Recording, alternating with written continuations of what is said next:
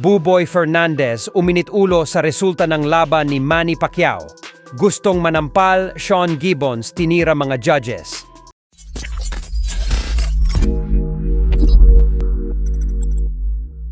Hindi nga po naitago ng long-time coach at best friend ni Manny Pacquiao na si Buboy Fernandez ang kanyang pagkadismaya sa resulta ng laban ng ating pambansang kamao kontra kay Mario Barrios. Kitang-kita sa video na ibinahagi ni Silver Voice TV na napaluha si Buboy sa sinapit ng kanyang pambato.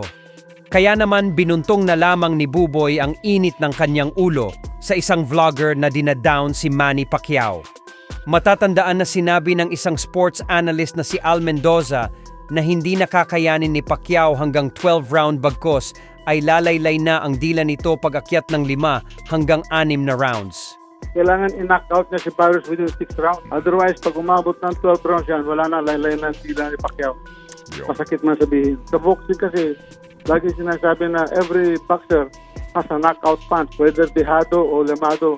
Basta boksingero kang meron kang knockout punch na tinatawag.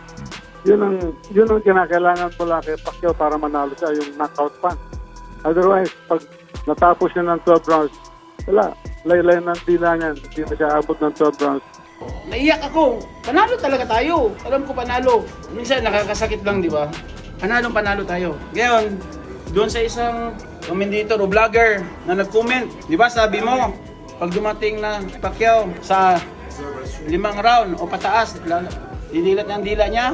O ngayon, pinatunayan niya ang laban. Tapos sabi mo, dapat tanggalan ng lisensya si Manny Pacquiao dahil 46 years old na. Nagbabayad ka ba ng tax sa Pilipinas para mag-comment ka ng ganyan? Hindi ho madali ang lumaban sa ibabaw ng boxing. Dapat kapwa mo Pilipino sinusuportahan mo. Hindi yung kapwa mo Pilipino, dinidiin mo. Sa bagay, kapwa Pilipino naman natin na nagbinta sa mga dayuhan eh. Pero ikaw, vlogger ka, maniwala ka sa akin. Ang nakita kita, sampalin kita. Hindi nga po naitago ng MP Promotions President Sean Gibbons ang kanyang pagkakadismaya sa mga ibinigay na score ng mga horado sa laban. Birada ni Gibbons na hindi niya na daw alam kung ano pa ang kailangan gawin ni Pacquiao para makuha ang panalo kasi lagi na lang daw nila itong ginagawa kay Pacman kahit maliwanag naman sa mata ng lahat na si Pacquiao talaga ang nagwawagi sa mga laban ito. He landed the harder, the cleaner, the better punches. I don't understand. Is it Vegas is going to lose a ton of money? Is it the gambling aspect? I don't know. I mean, how does Manny lose cleanly? If you have world-class judges, why can't they make a decision?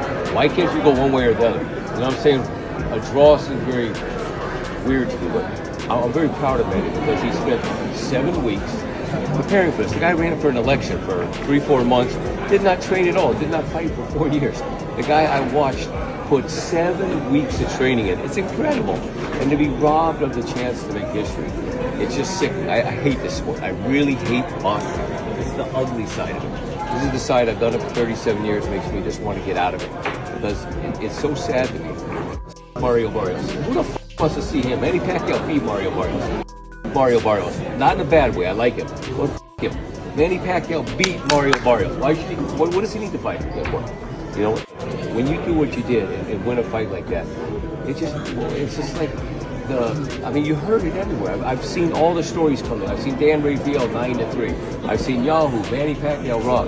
It's just sickening that I feel so bad for this guy.